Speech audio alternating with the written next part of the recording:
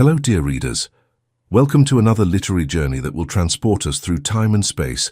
Today, I invite you to embark with me on a story that transcends epochs, a narrative from 1881 that echoes eternal truths about love, dignity, and the courage to be authentic in a world that forces us to wear masks.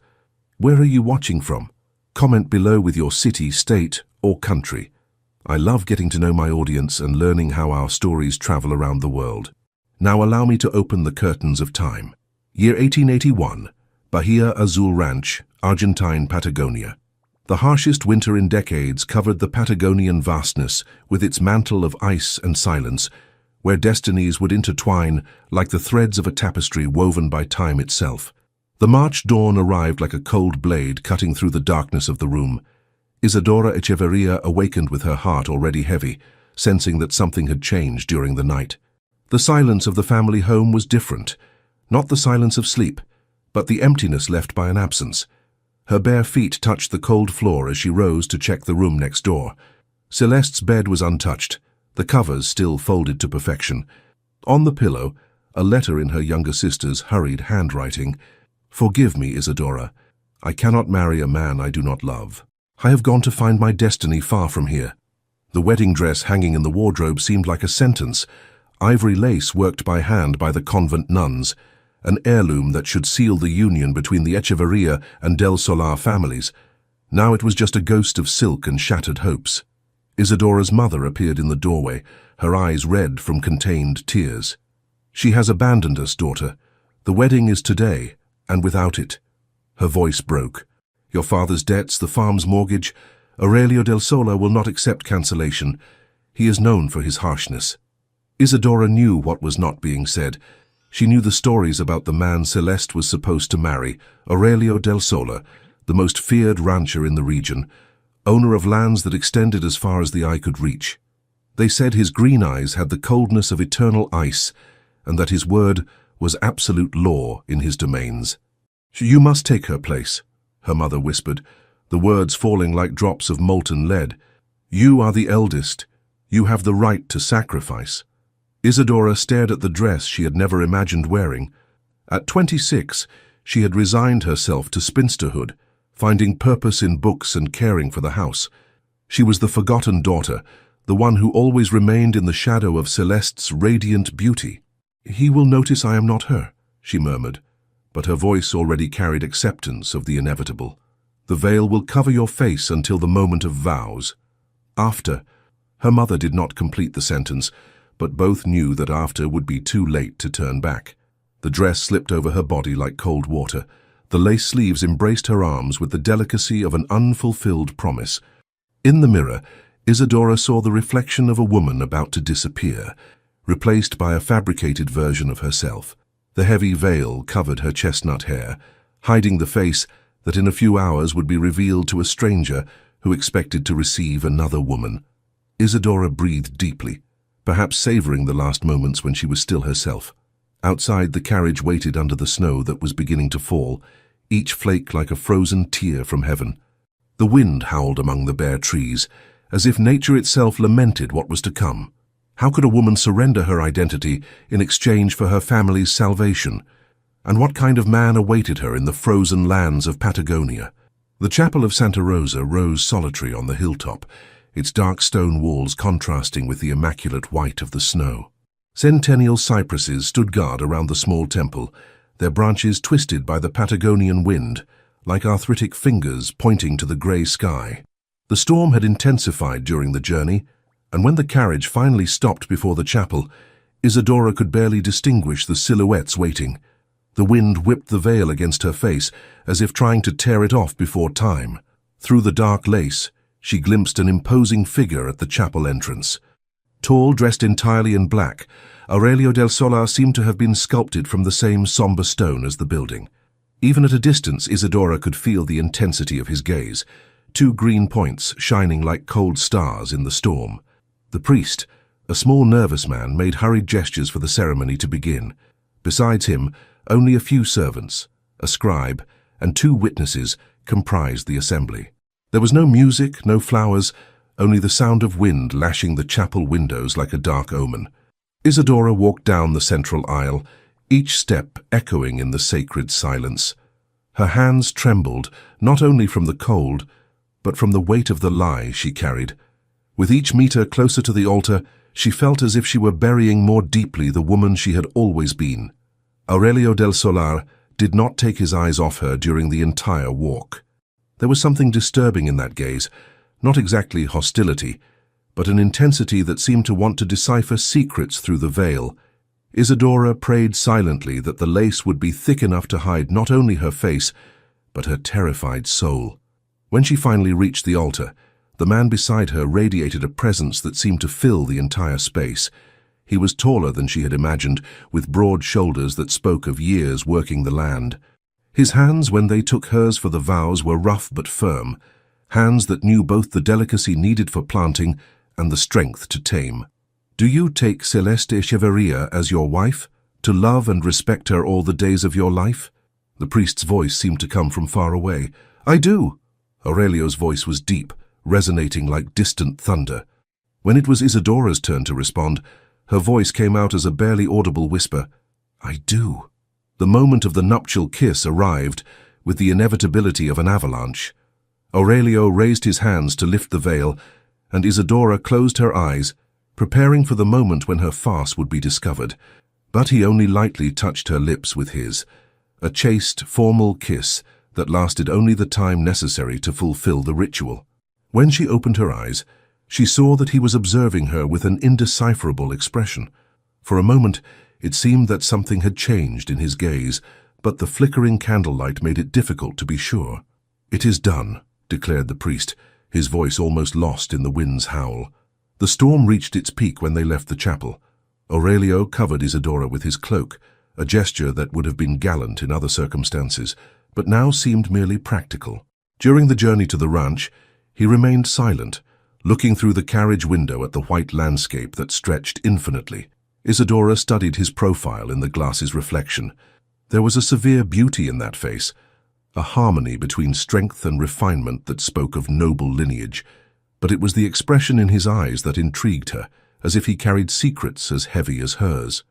The Bahia Azul ranch emerged from the storm like a ghost ship sailing on a white sea. The main house of stone and wood stretched majestically against the dark sky. Observation towers flanked the construction, and an imposing portico promised shelter from the elements. But what kind of shelter would a woman living under an identity that was not hers find there?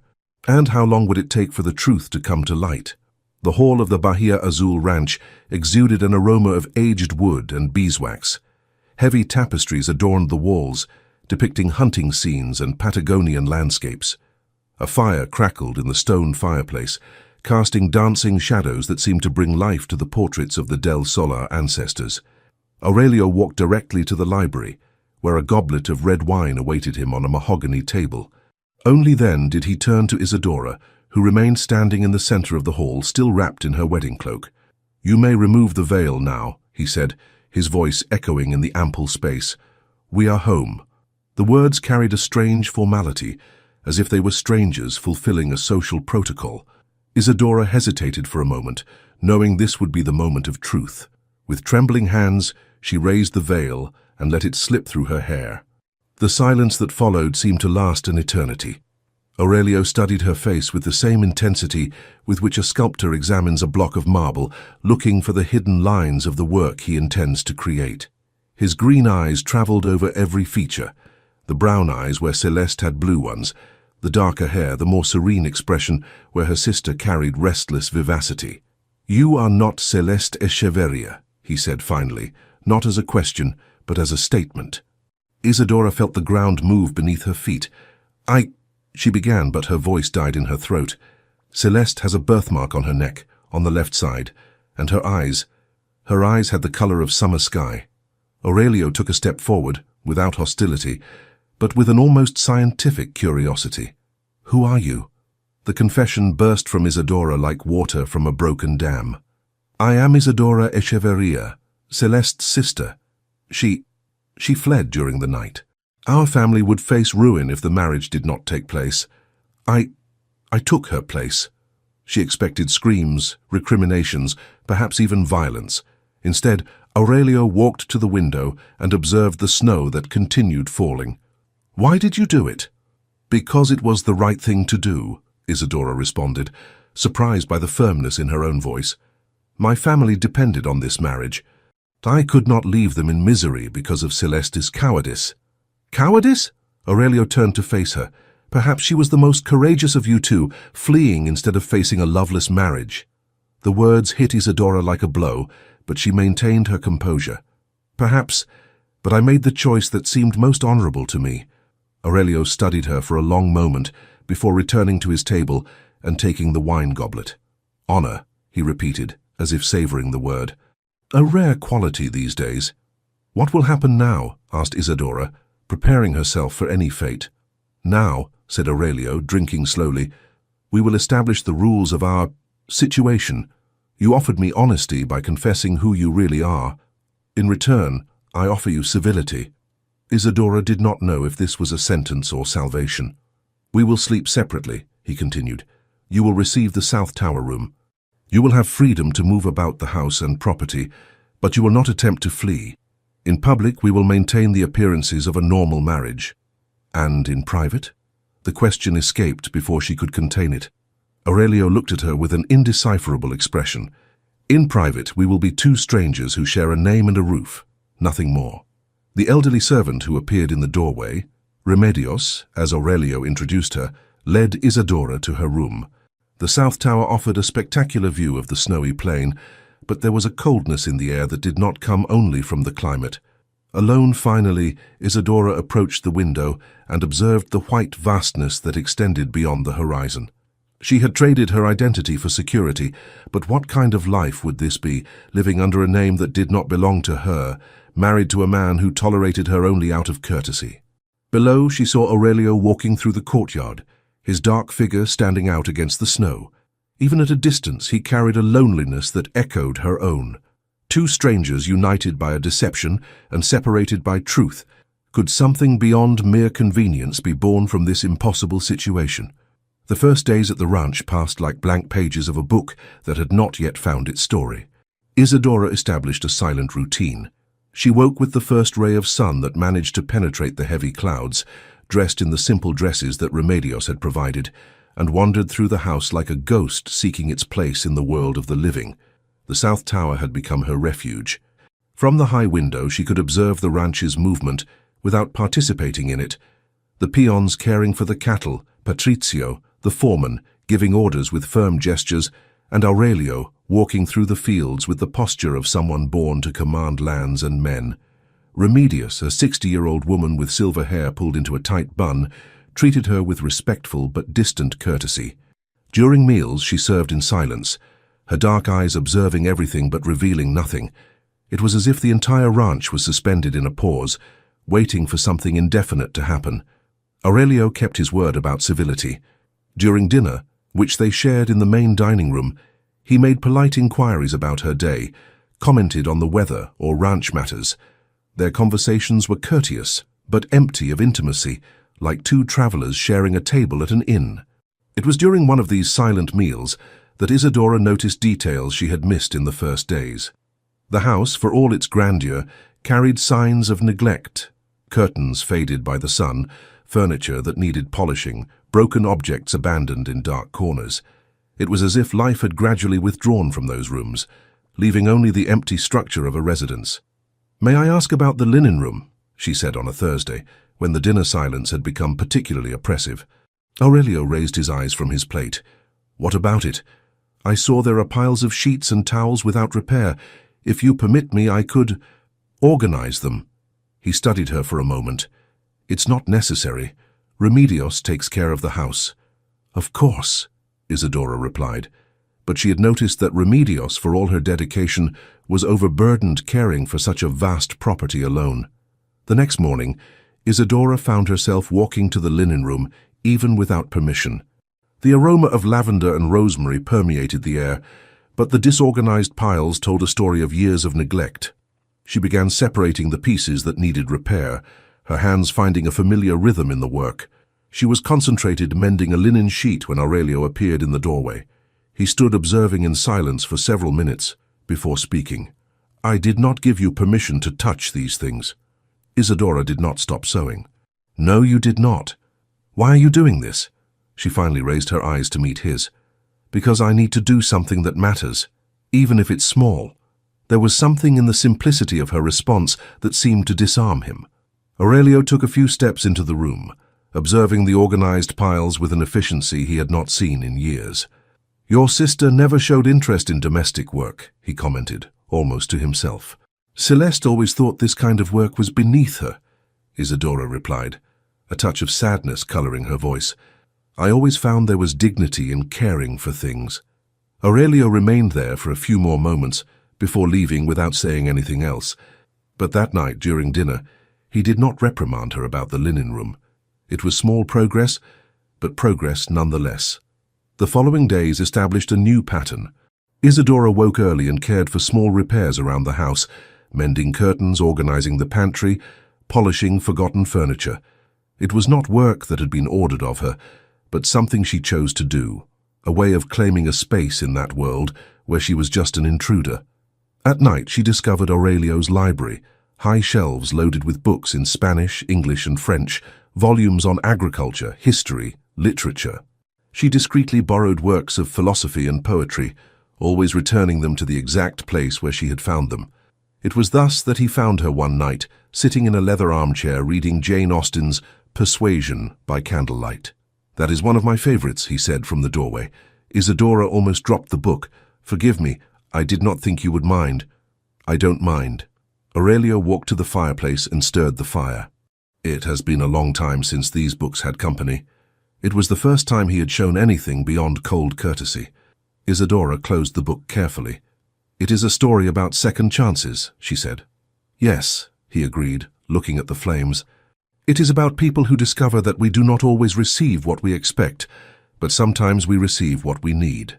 Could that conversation in the library be the first thread of a real connection being woven between two hearts that had resigned themselves to solitude? The letter arrived on an April morning, delivered by a messenger who had ridden 3 days through the storm. Aurelio read it in his library, the fireplace crackling softly while his eyes traveled over the lines written in Celeste's hurried calligraphy. Dear Aurelio, when this letter reaches your hands, you will already know that it was not I who said yes at the altar. My sister Isadora took my place because I did not have the courage to face an arranged marriage. I know it may seem cruel, but believe me, it was not out of disrespect for you, but because I know my own nature. Isadora is different from me. Where I am tempest, she is calm. Where I seek passion, she finds contentment in simplicity. Perhaps you have received who deserves more than who was promised. She is one of those women who know how to stay, while I always only knew how to leave. I do not ask forgiveness for my choice, but I hope you find in her company something I could never have offered. Celeste Echeverria. Aurelio folded the letter slowly, his fingers tracing the paper's edges, as if he could extract more truths from the words. There was a brutal honesty in Celeste's confession that echoed the same quality he had recognized in Isadora. That afternoon, he found Isadora in the small room adjacent to the kitchen, where Emilio, one of the younger peons, lay with fever. The 17-year-old had contracted pneumonia working in the cold, and Remedios was overwhelmed with her other obligations. Isadora was sitting beside the bed, passing a damp cloth over the young man's forehead.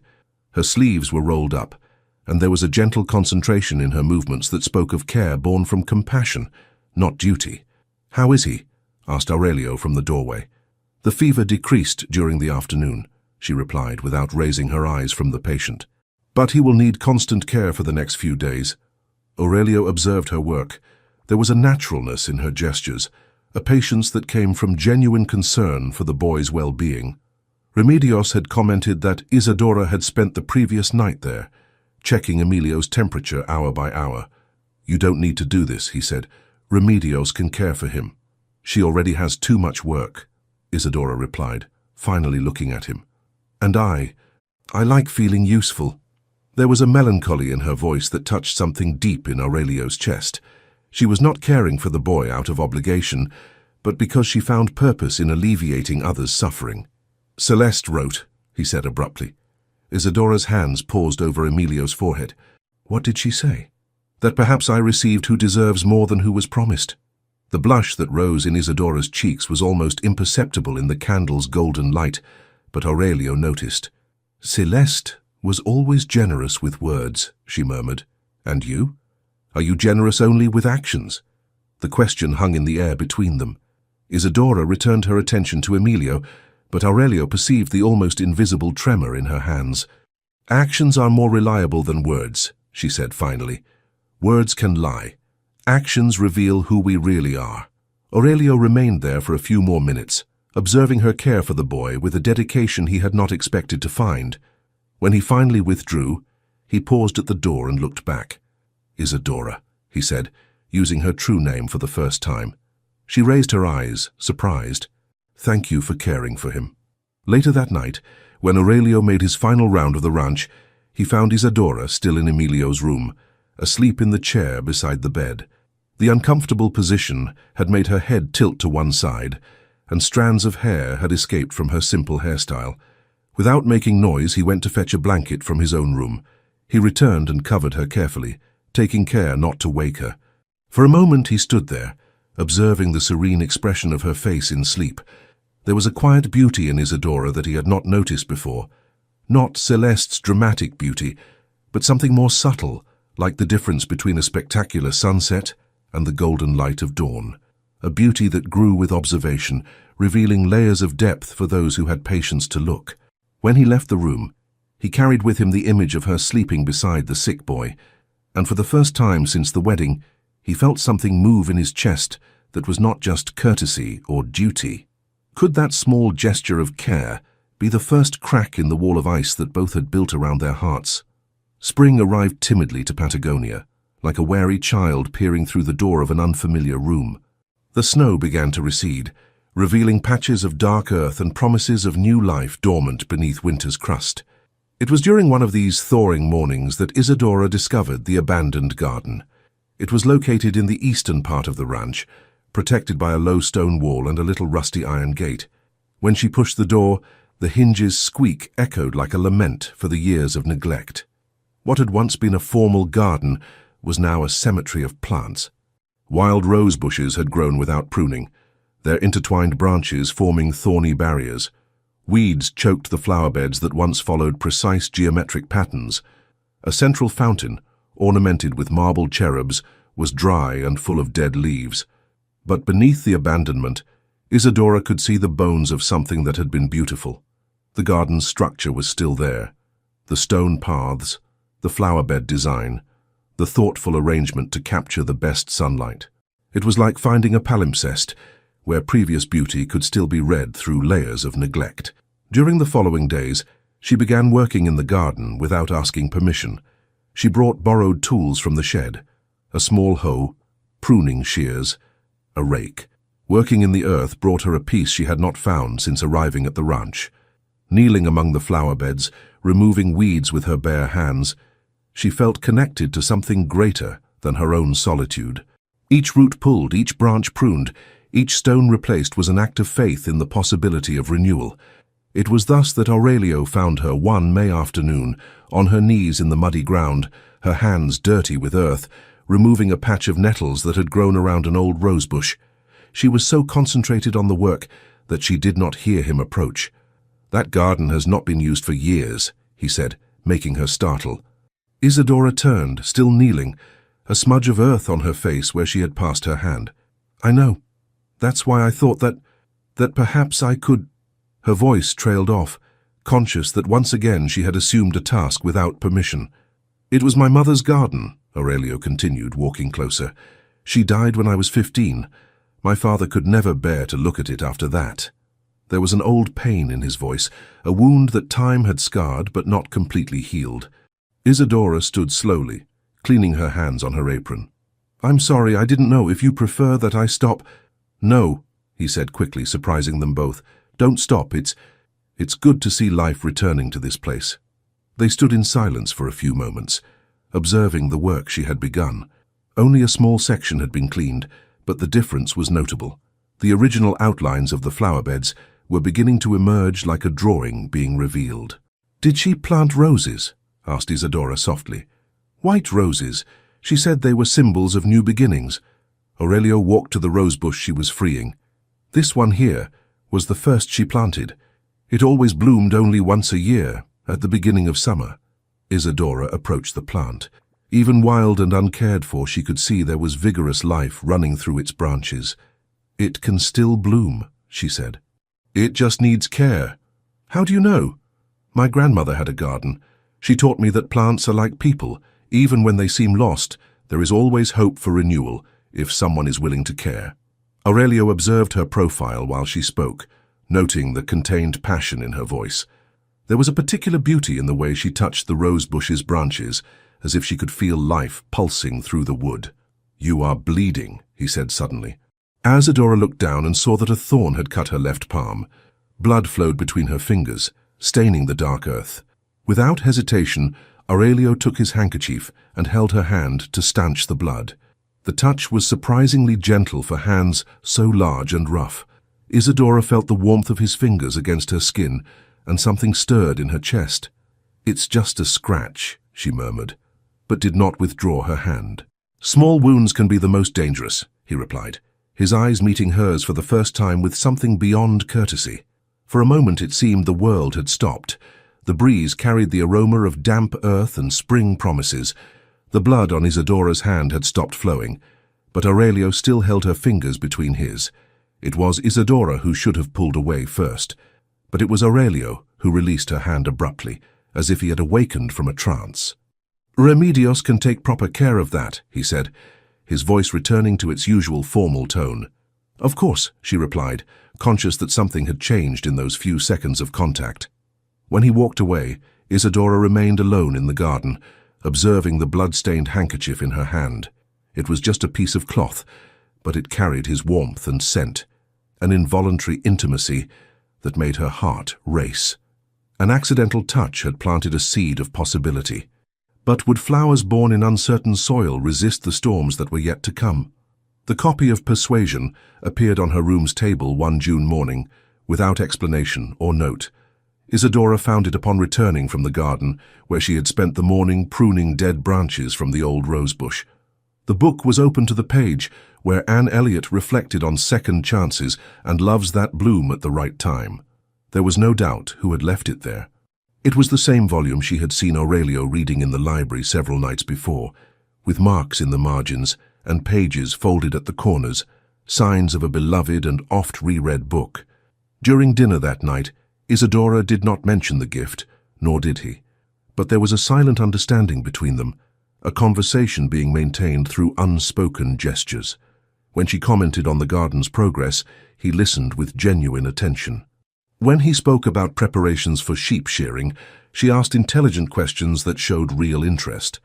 Emilio had completely recovered from pneumonia, and his gratitude to Isadora was evident in every smile and wave when he saw her. The young man had begun helping her in the garden during his free hours, carrying heavy stones and digging holes for new plantings. "You have given new life to that place," said Remedios one morning, while they prepared bread together in the kitchen.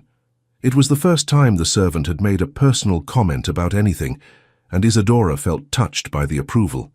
"There is still much work to do," she replied, kneading the dough with rhythmic movements. "Don Aurelio has been visiting the garden every day," Remedios observed casually. He had not stepped foot there for more than 10 years. The information made Isadora's heart race, but she maintained a serene expression. It's natural that he would want to monitor the progress. Was all Remedios said, but there was a knowing smile in her eyes. That same afternoon, Isadora was watering the flower beds when she heard approaching footsteps. She turned expecting to see Emilio, but it was Aurelio walking along the stone path, carrying something in his hands. "I brought this for you," he said, extending a small ceramic pot. Inside, a lavender cutting displayed its grey-green leaves. "I thought you might like it." It was a simple gesture, but loaded with meaning. He had thought of her, chosen something especially for her, taken the time to bring it personally. "It's beautiful," said Isadora, receiving the pot carefully. "Where should I plant it?" "Wherever you think best. The garden is yours now." The words carried more weight than they seemed on the surface. It was not just about the garden, it was about belonging, about having a place that was hers in a world where she had arrived as an intruder. They planted the lavender together, Aurelio digging the hole while Isidora prepared the roots. They worked in comfortable silence, their hands occasionally brushing when they passed tools to each other. "My mother said lavender was for protection," he commented while covering the roots with earth, "and to attract happiness. Your mother was a wise woman." "She was." Aurelio stood, cleaning his hands on his pants. "I think she would have liked you." It was the most personal thing he had shared since they met, and Isidora felt a wave of emotion that surprised her. "Why do you think that?" "Because you see beauty where others see only work. Like her." That night Isidora found another surprise. A white rose on her pillow with a long stem and perfect petals. There were still dewdrops on its leaves, indicating it had been recently cut. She took the flower to the window and observed the garden illuminated by the full moon. The rose bush she had been caring for rose in the center of the main flower bed, and even from a distance she could see that buds were forming on its branches. The next day she found Patrizio working near the garden and could not resist her curiosity. "The old rose bush, does it usually bloom?" she asked. The foreman, a man of few words, stopped his work and looked at the plant. "Once a year, at the height of summer. Always a single rose, white as snow." He observed her for a moment. "Don Aurelio must have cut the first one for you." Isidora felt heat rise up her neck. "First?" "Yes. When I was leaving to check the cattle this morning, I saw him in the garden cutting something from the rose bush. First time in years I've seen that plant show signs of life." Isidora's heart beat faster. The rose had not been a casual impulse. Aurelio had gone out of his routine to go to the garden, had carefully chosen the gift, had broken a tradition of years to give her the first flower from that special rose bush. That afternoon, while working in the garden, she found a small wooden plaque buried near the rose bush. When she cleaned it, she could read the engraved inscription, "In memory of Elena del Solar, who planted beauty where she found only earth." For the first time since arriving at the ranch, Isidora felt tears spring to her eyes, not from sadness, but from a complex emotion that mixed gratitude, hope, and something she did not yet dare to name. A white rose had been offered, symbol of new beginnings and pure love. But would it be enough to bloom true passion in the hearts of two beings who had learned to protect themselves behind walls of caution? The first September storm arrived without warning, transforming the pleasant afternoon into chaos of wind and rain. Isidora was in the library when the first thunder echoed through the house, making the windows tremble in their frames. Aurelio appeared in the doorway shortly after, his hair damp and shirt stained with rain. "The servants are closing the upper floor windows," he said. "This part of the house is safer during storms." It was the first time they had been alone in the library since that night when she had found him reading. The fireplace was lit, casting a golden glow over the book-laden shelves, creating an atmosphere of involuntary intimacy. "You don't need to stay here if you don't want to," said Isidora, conscious that she was invading his personal space. "This is your home too," he replied, walking to the fireplace to stir the fire. "Even if you arrived by unconventional paths." There was something different in his voice, a softness that was not present in their usual conversations. Perhaps it was the storm's effect, isolating them from the rest of the world, or perhaps it was the months of respectful coexistence finally creating space for something deeper. "Do you regret it?" he asked abruptly, without looking at her. "Taking Celeste's place?" The question caught her off guard. Isidora closed the book she was reading and considered the answer carefully. "I don't regret having protected my family," she said finally. "But sometimes I wonder who I would be if I had had a choice. And who do you think you would be?" It was a question that haunted her on sleepless nights. Perhaps someone invisible forever, a spinster caring for her parents until they grew old, reading borrowed books and finding purpose in small things. "You see yourself as invisible?" The vulnerability in her voice made her look at him directly. "I always was. Celeste was the beautiful one, the desired one. I was just the one who stayed." Aurelio turned to face her, the firelight illuminating his profile. "Perhaps you confused invisibility with discretion. They are very different things." "What is the difference?" "Invisible people don't leave marks. You transform everything you touch. The garden, the house, the people around you. That is not invisibility." The compliment hit her like a warm wave, undoing defenses she didn't know she had erected. "Do you really believe that?" I believe you have made me question many things I thought I knew about myself. It was the most intimate confession he had made, and Isadora felt the air between them charged with possibilities. The storm outside seemed to amplify the library's quietude, creating a private world where only they existed. Like what? She asked softly. Aurelio walked to the window, observing the rain lashing the glass. I believed marriage was just a practical contract. That companionship was enough for a lifetime. That love was a luxury men like me could not afford. And now? Now I realized that perhaps I had been afraid of the wrong thing. What were you afraid of? He turned to her, and for the first time since they met, she saw complete honesty in his green eyes. I was afraid of becoming vulnerable, of letting someone get close enough to hurt me. And what are you afraid of now? Now I'm afraid it might be too late to change. That I've wasted so much time keeping distance that I no longer know how to let someone get close. The rain continued beating against the windows, but for Isadora, the sound had become background music to a revelation that changed everything. She rose from the armchair and walked to him, stopping just a few steps away. It's not too late, she said, her voice just a whisper. It's never too late to choose to be brave. For a moment they looked at each other in silence, the space between them charged with tension and possibility.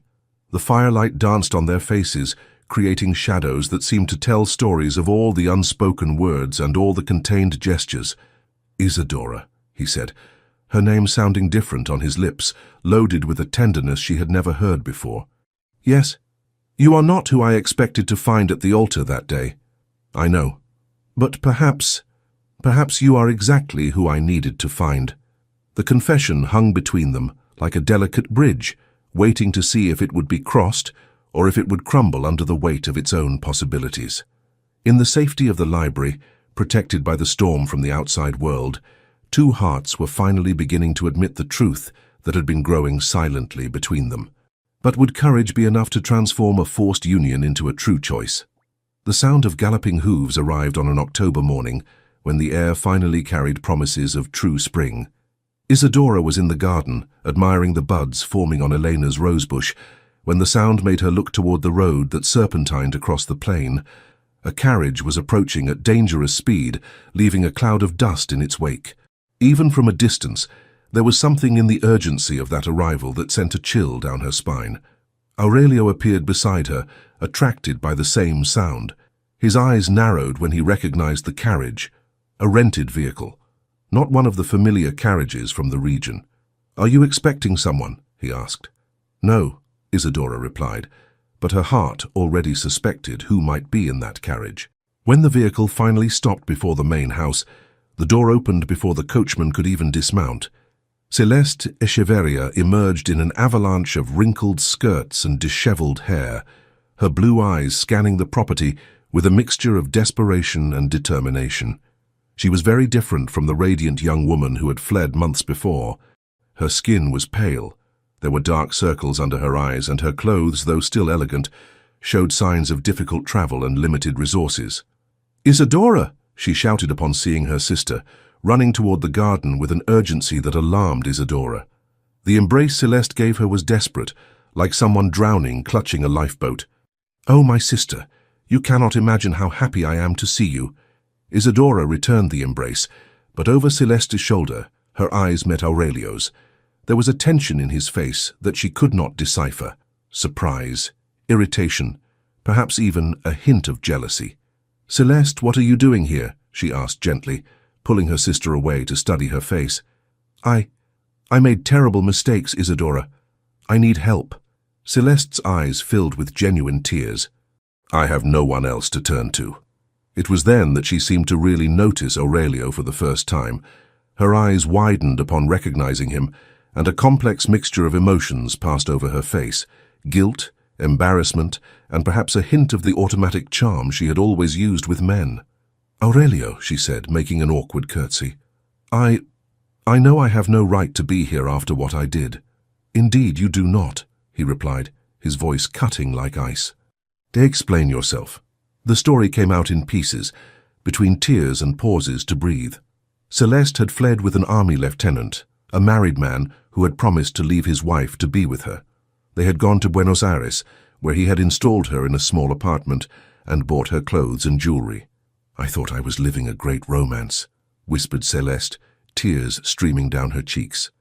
"I believed all his promises, but after 3 months the lieutenant had disappeared one night, taking with him the most valuable jewelry and leaving only a cold note explaining that he had returned to his family.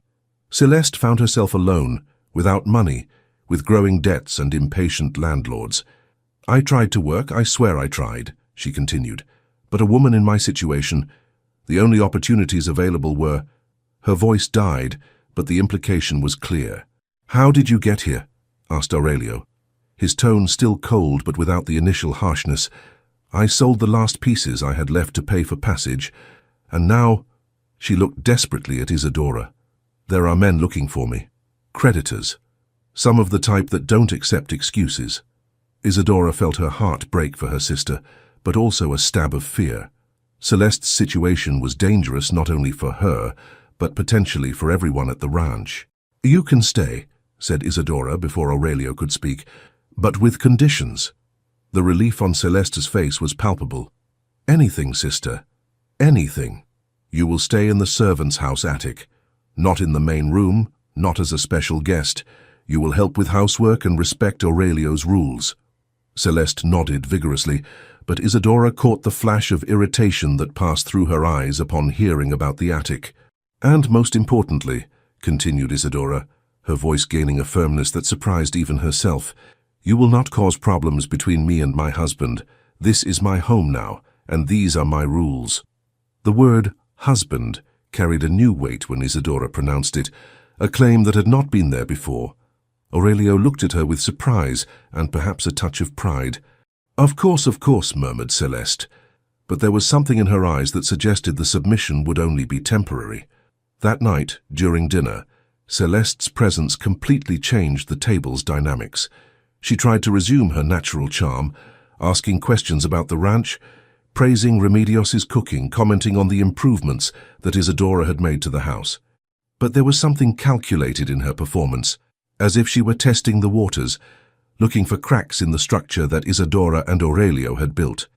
"It's fascinating how well you've adapted here, Isadora," she said at one point, her smile not quite reaching her eyes. "I always thought you weren't adventurous enough for country life. Sometimes we discover strengths we didn't know we had," Isadora replied calmly.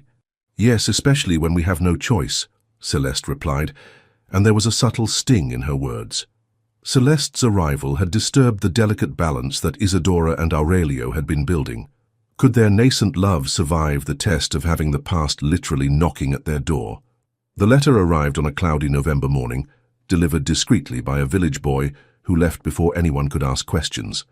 The envelope had no sender, only Aurelio's name written in handwriting that tried to disguise its origin.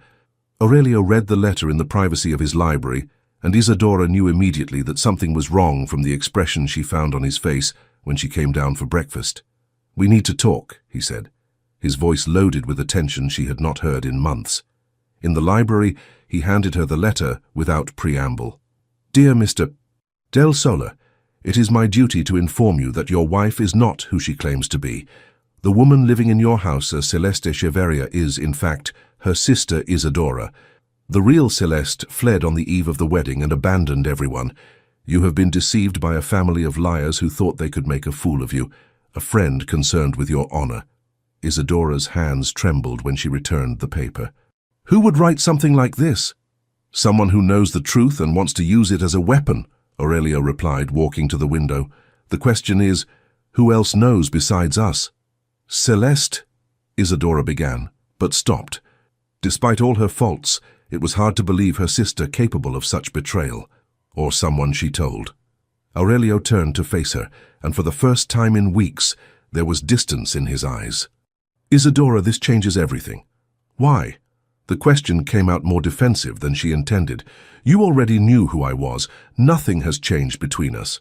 Nothing has changed between us, but now someone else knows. And if one letter came, others may come. To authorities, to neighbors, to anyone who wants to use this information against me." The implication of his words hit her like a blow. "How you're saying I've become a risk to you? I'm saying our situation just became much more complicated. Before Isidora could respond, Patricio appeared in the doorway with a grave expression. "Don Aurelio, there's a man here who wants to speak with you. Says it's about an urgent matter related to your marriage." The man waiting in the main room was Esteban Reinaldi, a smaller rancher from the region who had courted Celeste unsuccessfully 2 years before. He was a thin man with small eyes and a well-trimmed mustache, known for his avarice and for holding grudges. "Aurelio," he said with an oily smile, "good to see you. And this must be your wife." The way he said the word wife made it clear he knew exactly who she was. "What do you want, Esteban?" asked Aurelio, his voice dangerously low. "Just to check on the welfare of an old friend." Esteban smiled at Isidora with poorly disguised malice. "Celeste was always special to me. I'm happy to know she finally settled so appropriately." "Say what you came to say and leave," Aurelio ordered. "Very well. I have received interesting information about your wife's identity. Information that, I'm sure, would greatly interest the provincial authorities, considering that fraudulent marriage is a serious crime." Isidora felt her blood freeze in her veins, but Aurelio stepped forward, his physical presence threatening. "Are you accusing my wife of fraud?" "I'm not accusing anyone," said Esteban, backing away slightly. "Just offering my discretion in exchange for adequate compensation." It was blackmail, pure and simple. Esteban wanted money in exchange for keeping quiet about Isidora's identity. "Get off my property," said Aurelio, his voice so cold it almost froze the air. "Now, think carefully, Aurelio. One word from me, and the entire province will know you were made a fool by 2 women. Your reputation, your business, everything could crumble." "Get out!" Aurelio's shout echoed through the entire house. Esteban left quickly, but not before casting one last malicious look at Isidora. When they were alone, the silence was deafening. Aurelio paced back and forth like a caged animal, while Isidora remained motionless, processing the magnitude of what had happened. "He's going to spread the story anyway," she said finally. "Probably. Then we have to get ahead of it." Isidora took a deep breath, making a decision that would change everything. "I'm going to tell the truth to everyone at the ranch, right now." "Isidora, no. Yes.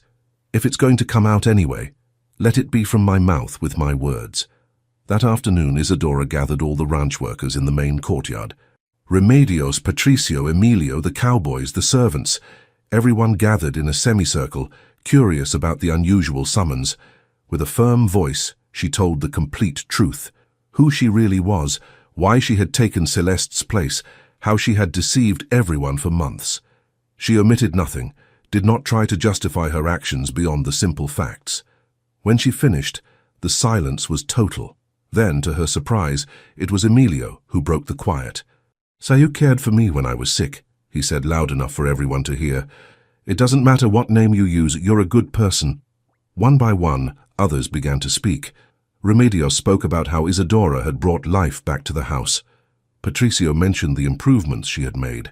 Others spoke about small kindnesses they had received from her. Finally, Aurelio climbed the porch steps to stand beside her. "Isidora Echeverria is my wife," he declared, his voice carrying absolute authority.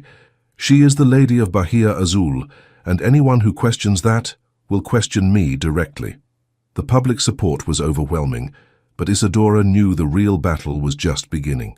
Esteban would not give up easily, and now the truth was loose in the world.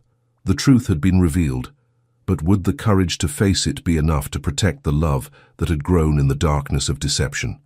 And what price would they have to pay for honesty? The weeks following the public revelation passed in contained tension, as if the entire ranch was holding its breath, waiting for the storm that might or might not come.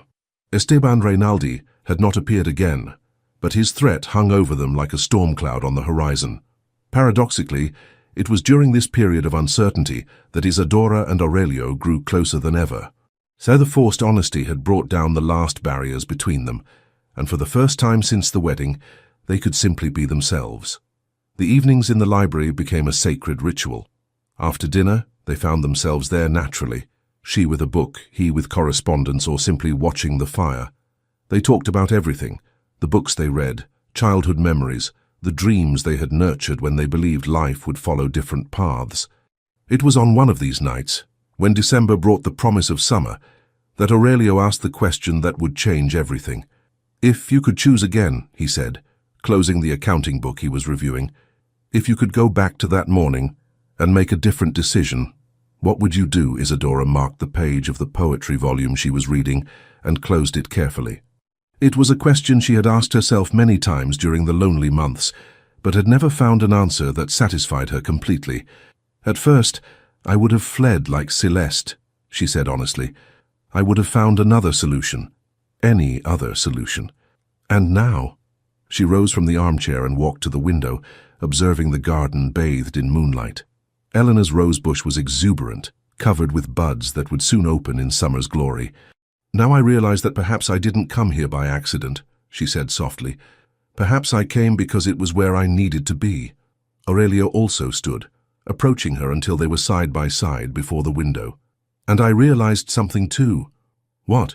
"That I spent my whole life waiting for something I couldn't define. And when you arrived, not Celeste but you, I knew immediately that was what had been missing." Isadora turned to face him, her heart racing with the intensity in his green eyes. "Aurelio, let me finish," he said, taking her hands in his. "You were not who I expected to find at the altar that day, but you were exactly who I should have always found." The words hung between them, loaded with all the truth they had danced around for months. "I'm saying I love you, Isadora," he continued, his voice hoarse with emotion. "Not out of duty, not for convenience, but because you brought light to corners of my soul I didn't even know existed." The confession was like a dam breaking. Isadora felt tears spring to her eyes, not from sadness but from a joy so pure it hurt. "I love you too," she whispered, the words coming out like a prayer. "I love your strength and your gentleness, your seriousness and the rare moments when you smile. I love who I became when I'm with you." The kiss that followed was not like the chaste kiss of the wedding ceremony. It was a meeting of souls that finally allowed themselves to recognize the truth that had been growing between them since the first true look. When they separated, they remained embraced, foreheads touching, breathing the same air, sharing the same space that now seemed sacred. "Marry me," said Aurelio, and although the phrase seemed absurd considering they were already married, Isadora understood perfectly what he meant. "Marry me for real this time," he continued, "not out of duty or necessity, but by choice, because we choose each other." "Yes," she replied without hesitation. "Yes to everything. To choice, to love, to whatever future we build together." The next day they held a private ceremony in the garden. Not an official ceremony, they were already legally married, but a personal ritual to mark the moment when their union transformed from obligation to celebration. Patrizio and Remedios served as witnesses, and Emilio brought wildflowers to decorate the space around Elena's rosebush. Celeste, who had observed their growing closeness with a mixture of jealousy and genuine happiness for her sister, was also present. Aurelio had prepared a small surprise. When the informal ceremony reached its end, he knelt beside the rosebush and planted a new cutting, another white rose mirror of the original. "To mark this day," he said, placing a small wooden stake beside the plant. "And to remember that sometimes the most beautiful things grow when we least expect them." Isadora read the inscription engraved on the stake. "To the woman I didn't expect, but should always have found, December 1881. That night, for the first time since they met, they slept in the same room. Not the South Tower room that had been Isadora's refuge, nor the main room that had belonged only to Aurelio, but a new space they transformed together, a place that was truly theirs. Love had finally found its voice and courage, but in a world where the past had the power to destroy the present, would it be strong enough to face any storm that was yet to come? The summer of 1882 arrived with an intensity that mirrored the passion that had bloomed between Isadora and Aurelio. The garden exploded in colors, Elena's white roses in their splendor, lavender perfuming the morning air, and the new rosebush they had planted together already showing its first buds. Celeste had found her place in the ranch's dynamics, working in the house and helping Remedios with the heavier tasks. Although there were still moments of tension when her impulsive nature clashed with the order Isadora had established, she seemed genuinely grateful for the second chance she had been offered. "You've changed," she said one afternoon, while they helped fold clothes in the yard. "Not just on the outside, but inside, there's a Solidity in you that wasn't there before. Isadora smiled, thinking about the observation. Perhaps I just found where I belong. And Aurelio, he's changed too. He smiles more, laughs even. I never thought I'd see the day when Aurelio del Solar would laugh at one of Emilio's jokes. It was true. The severe man who had married her out of obligation had transformed into someone lighter, more willing to find joy in small moments. Just the night before, she had caught him teaching Emilio to play chess, his patience infinite, while the young man made the same mistakes repeatedly.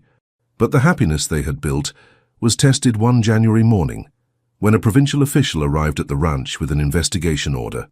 "We received a formal complaint," explained the man, a middle-aged captain with tired eyes and bureaucratic manners. "Allegations of matrimonial fraud, falsified documents, conspiracy to deceive authorities." Esteban Reynaldi had fulfilled his threat, but in a way neither Isadora nor Aurelio had anticipated. Instead of simply spreading rumors, he had filed an official complaint, forcing a legal investigation that could result in imprisonment and marriage annulment. "I will need to interrogate all involved parties," continued the official. "The bride, the groom, witnesses to the ceremony, family members. This is a serious matter." During the following 3 days, the ranch transformed into a kind of makeshift tribunal.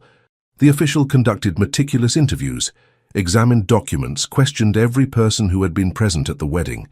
Isadora answered all questions with total honesty, not trying to hide or minimize what she had done. Yes, she had assumed her sister's identity. Yes, she had deceived the groom and the priest. No, there were no falsified documents. She simply had not corrected the assumption that she was Celeste. "Why did you do it?" asked the official. "To save my family from financial ruin," she replied, "and because I believed it was my duty." "And you did not consider the legal consequences?" "I considered only the consequences of doing nothing." Aurelio's interrogation was more tense. The official clearly expected to find an indignant victim, demanding justice against the woman who had deceived him. Instead, he found a man who defended his wife with unwavering fervor. "Your wife deceived you," said the official. "Don't you feel betrayed?" "My wife told me the truth at the first opportunity," Aurelio replied. "Any deception was temporary and was corrected with total honesty. But you did not receive who you expected to receive." "I received exactly who I needed to receive." The simplicity of the answer seemed to disconcert the official. It was clear he had come expecting to find a straightforward case of fraud, but was discovering a much more complex situation. The decisive moment came when the official asked to speak with Celeste. Isadora felt her stomach tighten, knowing that her sister's testimony could seal her fate. Celeste entered the room with erect posture and raised chin. All signs of submission disappeared. For a moment, Isadora saw flashes of the confident young woman her sister had been before her disastrous adventures. "Is it true that you should have married Mr. Del Solar?" asked the official. "It is true." "And why did you not marry?" "Because I fled like a coward the night before the wedding." The brutal honesty of the answer clearly surprised the official. "And your sister took your place without your knowledge or consent?" Celeste hesitated only for a moment before responding. "My sister did what I should have done. She honored the family's commitments when I failed. If there's anyone who should be punished here, it's me, not her." "But the legal question remains." "The legal question," interrupted Celeste, her voice gaining strength, "is that my sister saved 2 families from ruin, created a marriage that brought genuine happiness to 2 people, and transformed a commercial transaction into something beautiful. If that's a crime, then our laws are wrong." Isadora and Aurelio's fate now lay in the hands of an official who had the power to destroy everything they had built. Would the strength of their love be enough to convince the world that some lies serve greater truths? The official's decision came on a suffocating February afternoon when the air was so still that even the tree leaves seemed to hold their breath. He had spent an additional week investigating, sending telegrams to the capital, consulting legal precedents. Isadora and Aurelio waited in the library, their hands intertwined, prepared for any verdict. The morning had brought disturbing news. Esteban Reynaldi had been arrested in Ushuaia for document forgery and attempted blackmail against other ranchers in the region. Apparently, his attack against them was part of a larger pattern of criminal behavior. "Regardless of what he says," murmured Aurelio, squeezing her hand. "We'll face it together. And if he says our marriage is invalid, then we'll marry again, as many times as necessary, in every place that will recognize our union." When the official finally arrived, he brought with him a sealed envelope, his official decision that would be sent to the provincial authorities. "This is a unique case," he began, sitting in the armchair Aurelio had offered. "Technically, there was misrepresentation of identity. You were not who you claimed to be at the time of the ceremony." Isadora's heart sank, but she maintained a serene expression. "However," continued the official, "I found no evidence of criminal intent. There were no falsified documents, no planned conspiracy to defraud. It was a desperate decision made to protect the family, and the truth was revealed to the husband immediately after the ceremony." He opened the envelope and withdrew an official document. "Furthermore, the complainant, Mr. Rinaldi, has been arrested for crimes that cast serious doubt on his motivations in making this complaint." Isadora and Aurelio exchanged a quick glance, but remained silent. "Finally," said the official, studying them carefully, "I found something I had never seen in my 20 years investigating matrimonial disputes. A genuinely happy couple, devoted to each other." The pause that followed seemed to last an eternity. "My official recommendation to the provincial authorities is that this marriage be recognized as valid and legal." The bride revealed her true identity to the husband, who accepted her completely.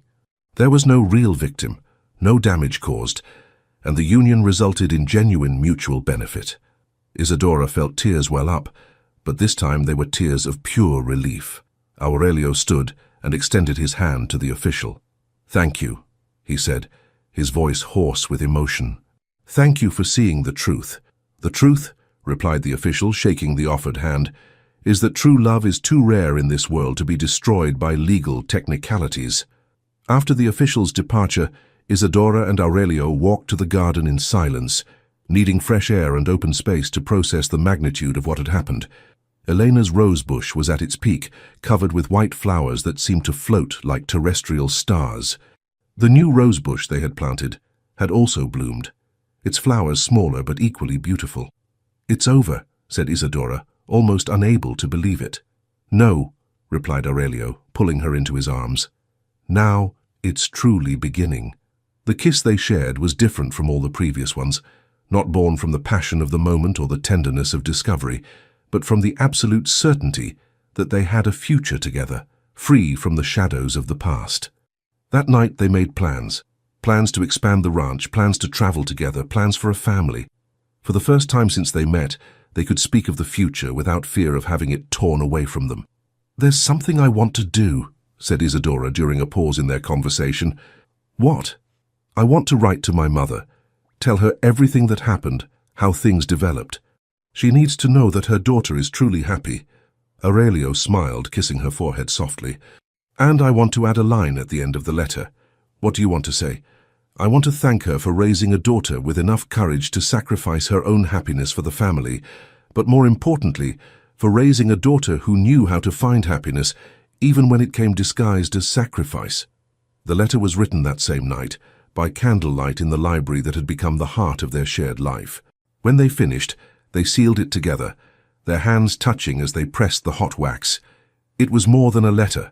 It was a declaration that they had survived the storm and emerged not just intact, but transformed into something stronger and more beautiful than either of them had dreamed of being alone. The battle for the legitimacy of their love had been won, but the true victory lay in the certainty that they had found something no law or social convention could touch. A love born from choice, tempered by adversity, and strengthened by truth. Bahia Azul Ranch, December 1889. The morning sun gilded the fields that stretched infinitely beyond the main house windows, now expanded and renovated over the years. Isadora woke, as she always did, to the soft sound of children's laughter coming from the garden. At 34, there was a serenity in her face that spoke of a woman who had found her place in the world. Her hair, now with some silver strands at the temples, was loose over her shoulders, and when she rose to look out the window, she smiled at the scene awaiting her. Esperanza, 8 years old, was running among the rose bushes with Constanza, 6, chasing a butterfly that danced among the flowers. The two girls had inherited their father's intense green eyes, but their mother's observant and gentle temperament. "They woke up early today," said Aurelio, approaching from behind and wrapping her in his arms.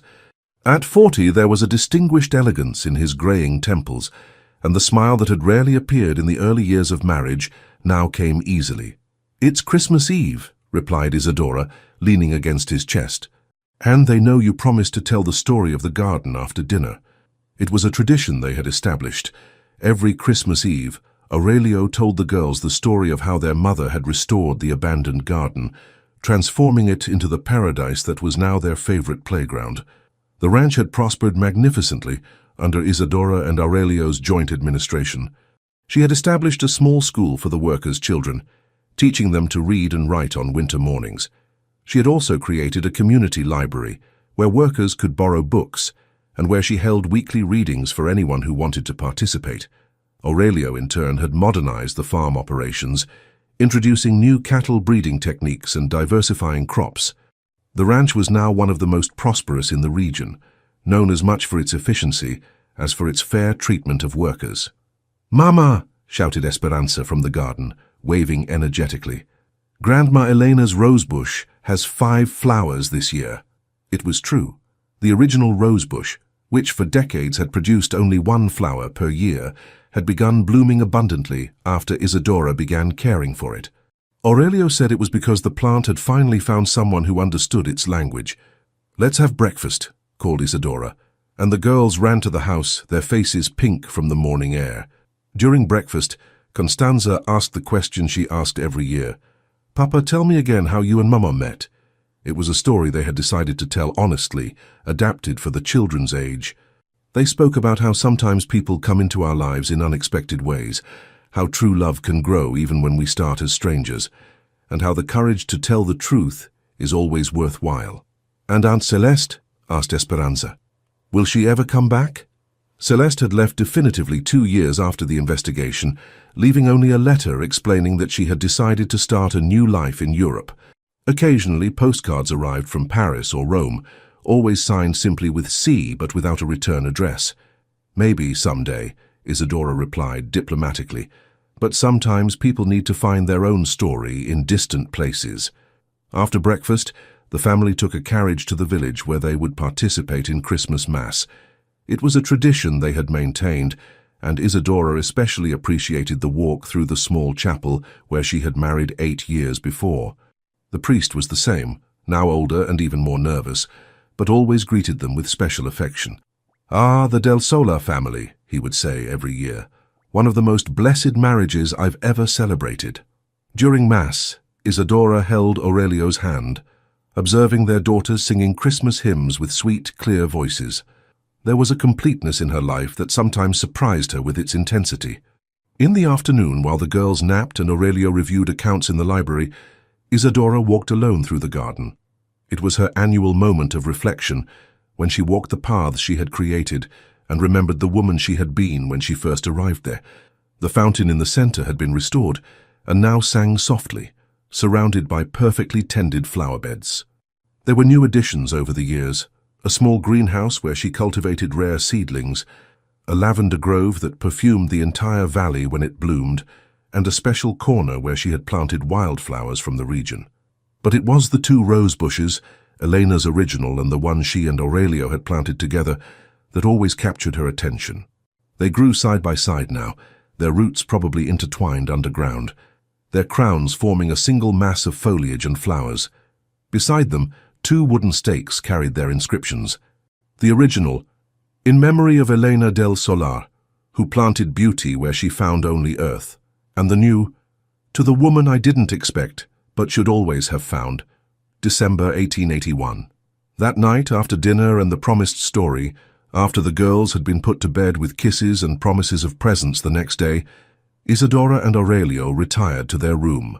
It was Christmas Eve, but it was also the 8th anniversary of the night they had first declared their love. As he always did on this date, Aurelio had left a white rose on Isidora's pillow, a tradition he had maintained religiously since that first flower he had cut from his mother's rosebush. 8 years, she murmured, holding the flower against her chest. 8 years since we discovered that sometimes we receive exactly what we need, even when it's not what we expected, he replied, pulling her into his arms. Through the open window, they could see the garden bathed in moonlight, the rose bushes swaying gently in the night breeze. Somewhere in the house, one of the girls murmured something in her sleep, and Remedios, now with completely white hair, but still governing the kitchen with a firm hand, closed a door on the lower floor. "Do you regret anything?" asked Aurelio, echoing the question he had asked years before.